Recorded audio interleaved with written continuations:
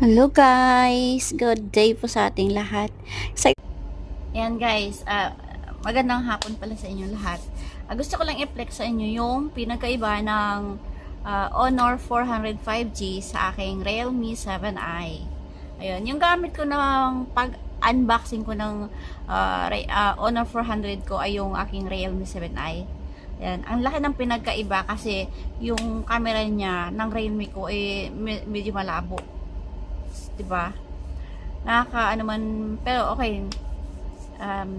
Medyo malabo lang siya. Hindi katulad dito sa Honor 405G na sobrang linaw. Tingnan nyo naman guys. Diba? Ang ganda at sobrang linaw sa picture, sa video, sa sa pag-edit. AI effects niya ang galing. Sobra, wala akong masabi. Honor 405G the best.